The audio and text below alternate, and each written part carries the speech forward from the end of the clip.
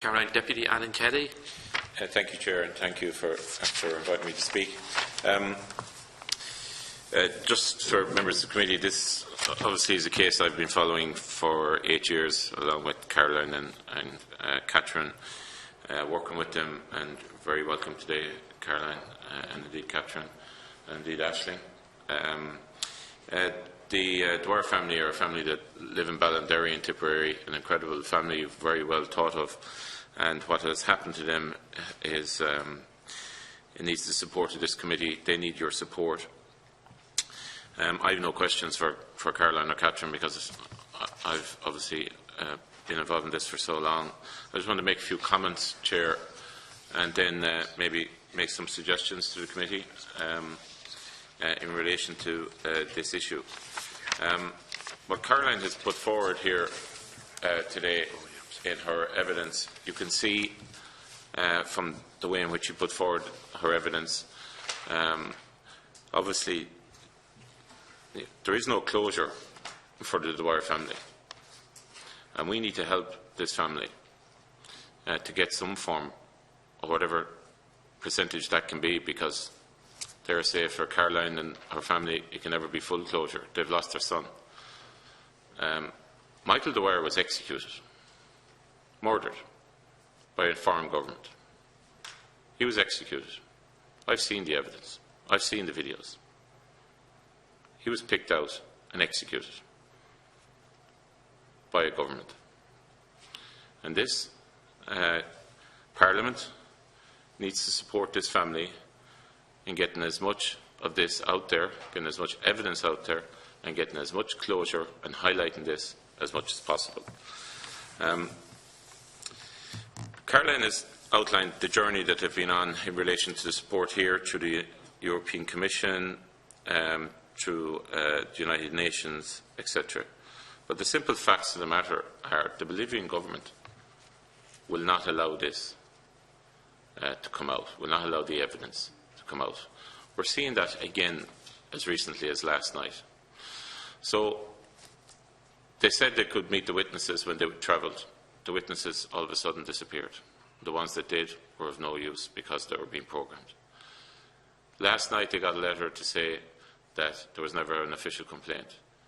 Yet they've handed in the complaints. Signed, written complaints handed in. So this government is deliberately obstructing this because they know that they executed an Irishman. And they picked him out and they executed him. And it's my belief that he was summarily executed after the fact. I think that's the family's belief as well. The evidence points to that. And as I say, I've seen all the evidence. You've got a situation where this stinks from the very top, from the President. You've got a situation where the actual prosecutor in the case had to seek refuge in Brazil. And the evidence he's given is incredible, as is the evidence of Ilad Toso, who has basically given evidence or said that Michael was alive and that he was brought back and executed. I mean, so we have a situation where near on 8 years ago, a citizen of Ireland was taken out by the Bolivian government and executed. And by God, we're going to have to do something about it, and we're going to have to support the family. So, Chair, I'm convinced of all of this. I've followed this for many years. I've done whatever I can to support the family, and I know, in fairness, across all parties and across all institutions, they have done so as well. Within the next 30 days, obviously, Caroline and her family, and Catherine, who has done so much work pro bono and deserves our thanks for that, to help the Dwyer family over the last number of years, will have to send back a submission to the Inter-American Court. And obviously they'll need all the support they can in relation to that, and the Department will supply that. But there is 3 other things, Chair. I'm asking this committee to send a delegation to Bolivia this is an extraordinary situation. We've done it in the recent past, rightly so. It doesn't have to be as large a delegation as went to Egypt.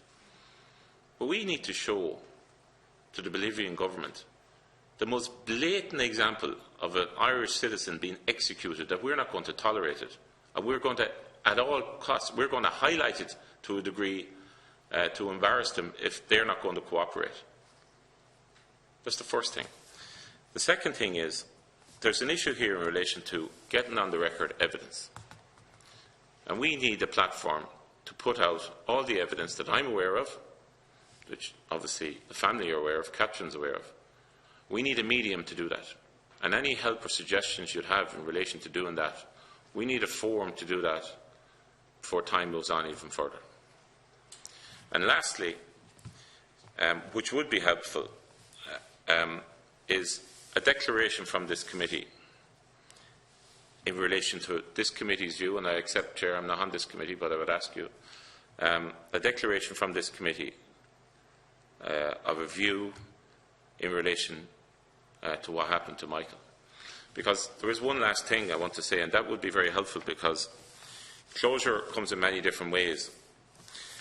But initially, the way in which this family were treated by some aspects of the media in this country was nothing short of a disgrace. And there's still some of it out there. So a declaration from this committee would be very supportive, because this young man was executed. He was in Bolivia, he was working, and he was executed for no reason. Thanks. Thanks, Deputy Kenny. Deputy Maureen O'Sullivan, do you want a quick comment? Just to come back and ask, the group he was working for in Bolivia, have you had any engagement with them, and are they of any support to you in trying to get to the truth? And if, as Deputy Kelly was saying, there is, well, appears to be no hope of justice in Bolivia, then where do you turn to for justice on this? So in terms of contact with the others, obviously 2 of them were killed, and the other 2 who are now released and had made the plea bargain for their freedom. Yes, of course, I've had contact with them through the last few years, and up to date. They are also part of the petition. Right. I suppose on your second question, and actually there was a couple of other questions there, maybe your second question that you've just asked now in relation to, you know, what's next or whatever. I mean, from day one, and at the time Micheál Martin was Minister for Foreign Affairs, had called for an international independent inquiry. Now, to get that, you know, say at a UN level or whatever, what we would require is the cooperation of the Bolivian authorities. So in many ways we keep getting stuck, and I suppose the Inter-American Commission, and then if it clears through to the Inter-American Court, then that court hearing will be vital just as a forum. It's actually, it's not a paper court, not like the European Human Rights Committee or court. It's an actual physical court where you go and there's testimonies and witness statements or whatever. So in terms of documenting what has happened, I suppose that's going to be a really important forum, and we are confident that will happen, though much slower than we had originally anticipated. Then just going back to some earlier questions you asked, Deputy, that we didn't answer. You had asked about the possibility of the meetings that we were promised last year, of them being rescheduled. I suppose we'd have kind of low confidence in the system, but maybe if the ask came from a different forum or whatever, it's possible. A couple of years ago, former MEP Gay Mitchell was on the European Development Committee, the subcommittee of the European Foreign Affairs Committee, and a huge amount of Bolivia's aid actually comes through Europe. Because obviously it's a Spanish-speaking country and there's strong connections there indeed with the Spanish government. So he's gone out to do sort of a recce, let's say, before the new round of development aid was agreed for Bolivia, and he actually made it his business to meet quite a number of politicians at the time, and did ask hard questions and actually became very engaged in the case. So, you know, I think that there's still kind of political advocacy that can be done. And then just the other question that you'd asked a while earlier was in relation to Marcelo Sousa's, the prosecutor's, evidence. So we travelled to Brazil. So all this travel has been funded by ourselves, you know.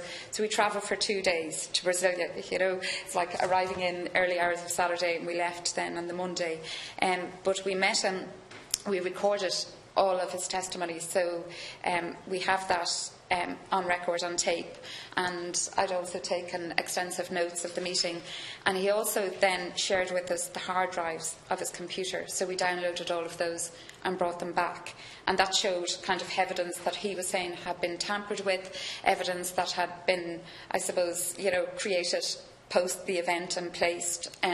So there's a huge amount of information there that he gave us, and he also wrote a letter and signed it to say that he will be happy for this to be presented to any form of the Irish Government, the European Parliament, or indeed any other international body.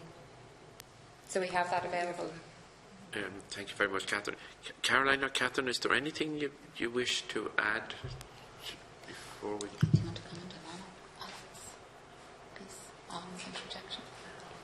I suppose just to say, in terms of the input by Deputy Kelly, that I think, you know, just again to acknowledge his support, because, you know, it was very tight constituency, very close community, and I think that you were able to, I suppose, ascertain the impact that it had, particularly on the family, you know, and you've followed it closely, and I think the issue around the media coverage, you know, we didn't talk about post-truths then, or, you know, we didn't talk about the alternative facts then, but there were lots of them. And I think that's been hugely damaging to Michael's reputation. You know, I've often said it's hard to kill a dead man, you know. So in terms of his reputation, you know, he really had been defamed, you know, except, unfortunately, he wasn't available to contest that. So I think that's just an important point to have on the record, and thank you again to Alan. Thank you very much for all the support you've given us all through the years and bring us to Europe and all these places. Thank